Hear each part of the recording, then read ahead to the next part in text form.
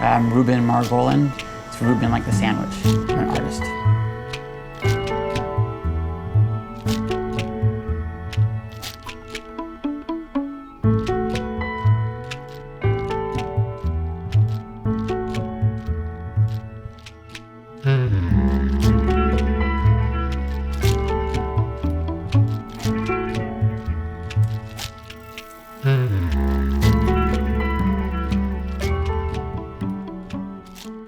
The Nebula is a sculpture that is going to be installed at the Hilton Anatole in Dallas, Texas. And they're undergoing a major renovation. And the architect for the project thought a suspended kinetic artwork would look cool, and they had a competition and they invited me to be part of that. And the first time I showed up, I walked into the atrium and my heart literally just jumped in my chest because the space is fantastic. And I kept going back to that original feeling where I was like, wow, this is just such a wonderful space, and how do I do justice to it? How do I make something that is both dramatic and meditative, and something that fits well, and how do I pull out the elements that are already in the atrium? And so I spent a couple of months really thinking about the design and came up with the Nebula.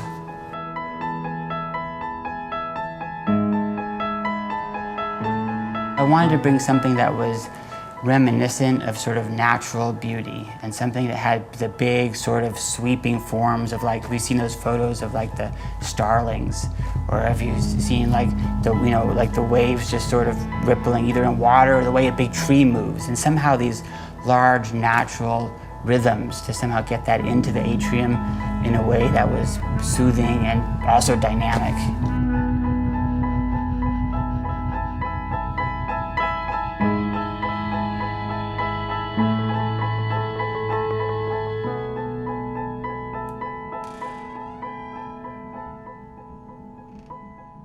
I kept thinking about this piece that I just completed. There's a sense of volume to it, and you can see through it. And if I was thinking, if it was right in the middle of the atrium, and you could walk all the way around these, you know, the different balconies and the different levels, it might just be really stunning. And so I sort of took this, and I had to elongate it to make it fit into the atrium. And then I also, because it got bigger, I had to add a lot more cables to it so that it would maintain its fluidity.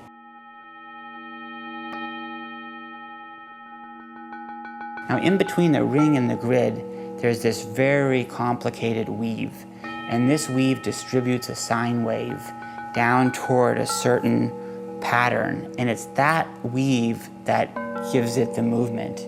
And it's that weave also that is really difficult to install, because every cable has to go over another one and below this one and on top of that one, and it's this three-dimensional weave.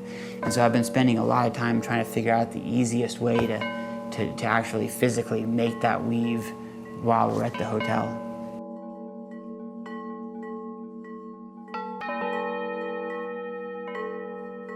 This is what we're making, more or less, except that instead of being this big, this part is going to be as big as my whole building. In a space like the atrium, you know, you can look around at giant pieces of art here, and the hotel just kind of swallows them. So the scale of anything has to be very large here in order to have any kind of impact. The complexity, I feel a little bit more that I have a handle on. I can get in there and figure things out and work out cable lengths and patterns. But the scale of it, I really needed a lot of help with. And I got lucky and met Gizmo, who's and Mark Zabatino in San Francisco. And they have this awesome fabrication shop. And they knew this amazing engineer named Michael Prattis, who just dove in there and took all of these numbers and sort of figured out how big the truss had to be and how big the ring had to be, and designed this amazing cable net that could support the weight of the Nebula. And so I've been working really closely with them for the last bunch of months, and it's coming together.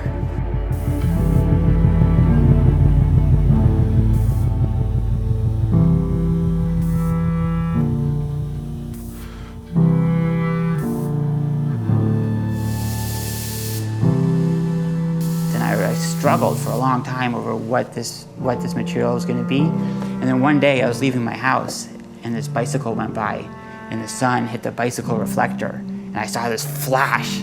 I thought, oh, that's it.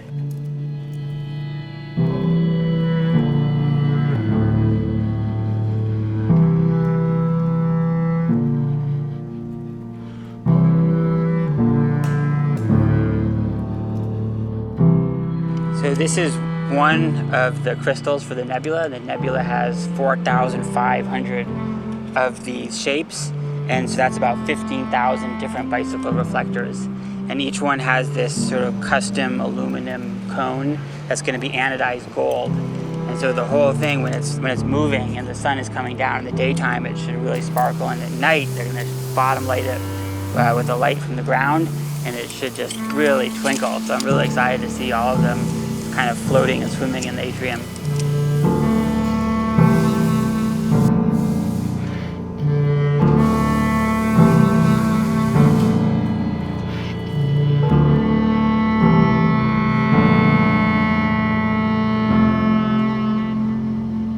You hold up a bicycle reflector and you look at it and you say, this is going to be a fantastic 700,000 cubic foot sculpture one day, and there's a very, very great distance between those two parts. But when you get into it, start looking at the details and start looking at how it's going to work and the layers that are going to get stacked up and how these little pieces are going to become, the thousands of those pieces are going to add up to something that's far greater than they could have been on their own. People aren't even going to know they're bicycle reflectors. They're not going to know that they're anodized aluminum cones. They're not going to know that it's 32nd-inch cable. They're not going to know any of this. They're going to just see this thing moving in space and being like, that's a beautiful movement. That's a beautiful statement.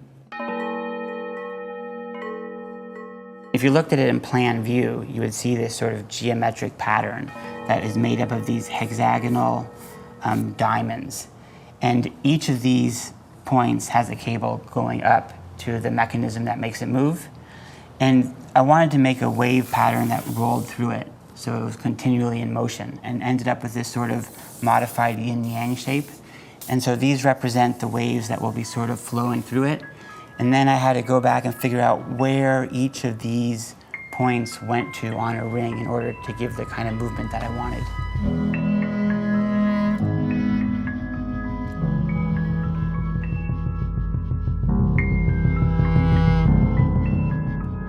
I totally love math. In high school I had the best math teachers, and all of the math that is in the nebula pretty much came out of Berkeley High.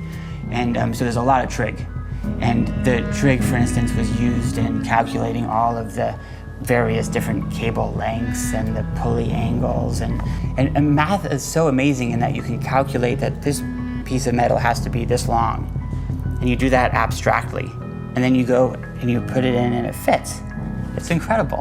How does it work? And so this is sort of like a giant math problem where all these little sections are worked out in the abstract, and they should all fit together to be one final piece.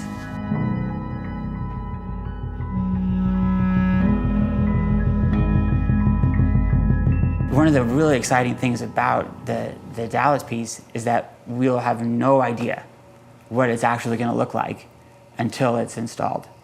In other words, it's impossible. We have all the parts.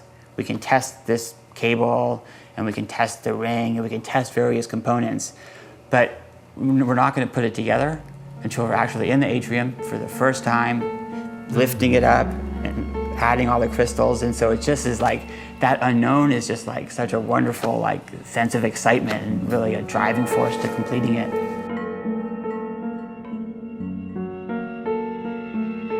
This is 11,000 pounds of material hanging over people's heads. If anything fails, it's going to be a huge disaster. Where's the wood? Yeah, knock on wood.